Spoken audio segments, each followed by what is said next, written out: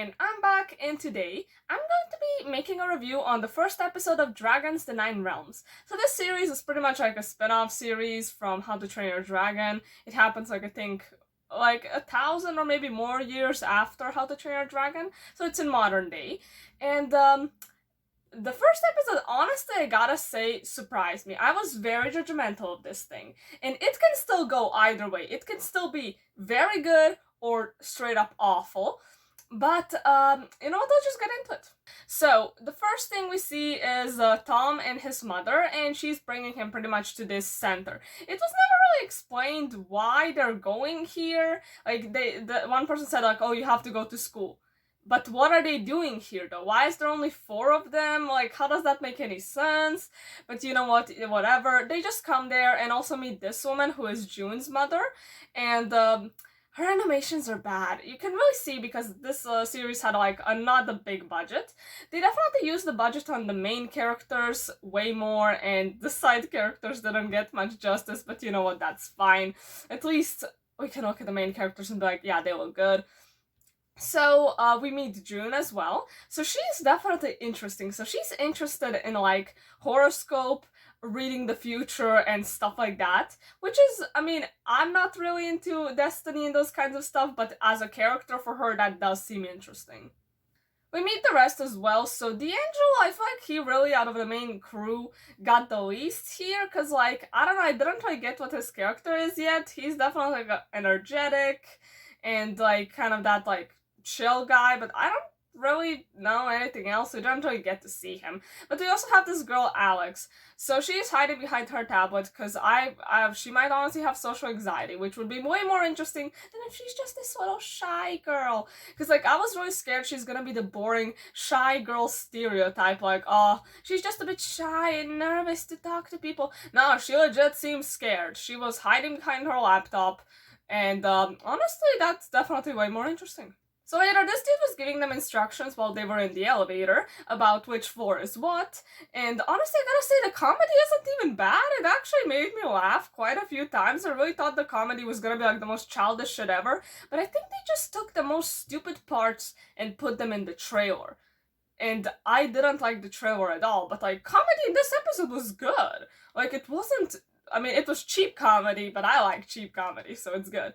So Tom sees a button. And I honestly also thought that Tom was gonna be that oh, I'm an adventurous guy. But no, he's honestly a bit too adventurous for his own good. And he decides, you know what, yeah, I might get expelled because of this, but I want to see what's on this floor. Or then he just presses the button and comes into this room with all of the drones where they get sent out by other people.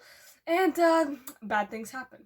So pretty much this girl, there's an earthquake that happens and part of the thing falls apart. This girl fell almost to her death, and he manages to help her, finds a rope or whatever that was.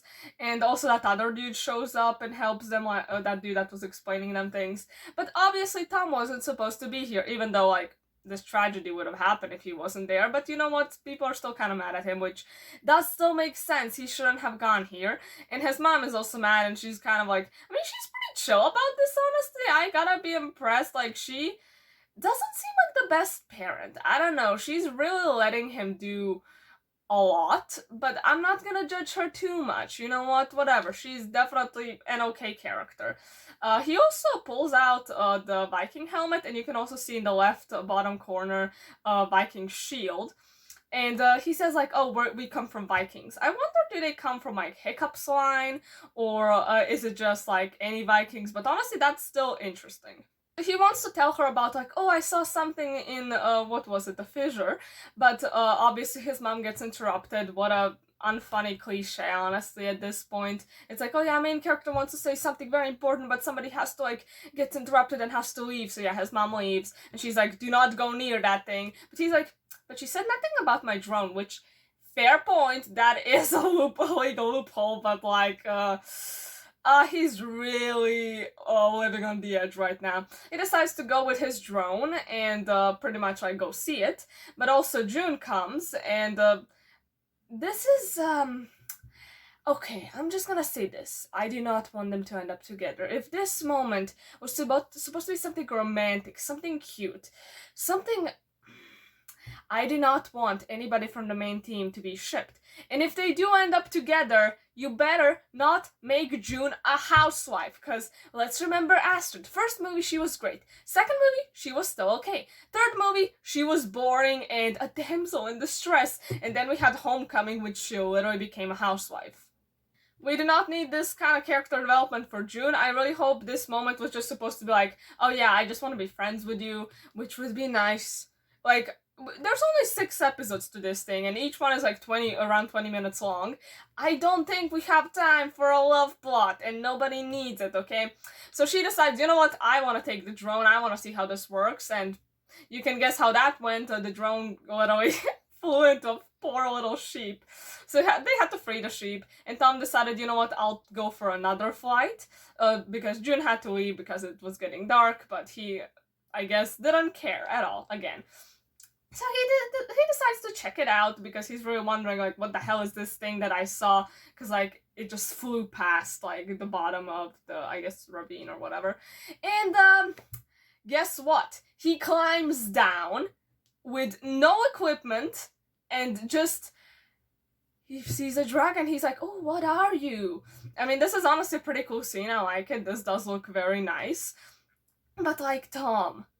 do you really not value your life that much? Because that is dangerous. And then even worse, he sees that the dragon's tail is stuck under a rock. And instead of, I don't know, going back up, telling other people to come down and investigate as well, and to just in case, like, oh, something bad could happen to him, just ask somebody for help or just to leave. But no, he decides, you know what, this probably very dangerous giant beast that was just chilling there and just was under rocks. I was at first wondering why the hell is it under rocks, but it makes sense, I guess. Maybe after the explosion, the rocks fell on it. That could be it. But he sees it still being stuck and removes the rock. Congratulations, Tom, you're an idiot, but you know what, you're not as bad as I thought you would be, so that's fine.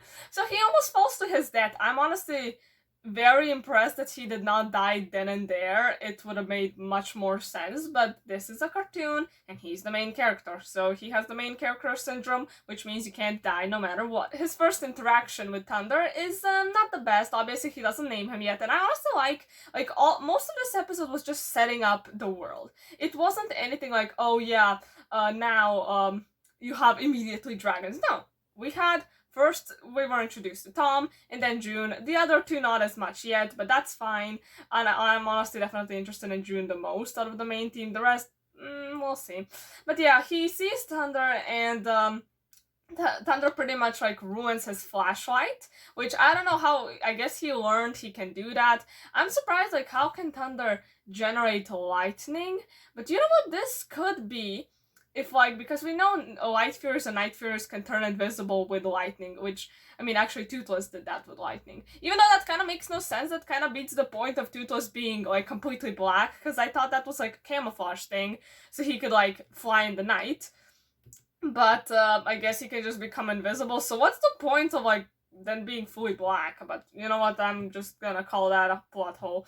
But yeah, maybe that's why, like, maybe over the ages, like, I'm guessing this is a nightlight. I don't know what it is. I don't think it will ever be explained, though. But this dragon, maybe, like, they learned how to do this. So it doesn't have plasma blast. It has electricity as, like, its main power.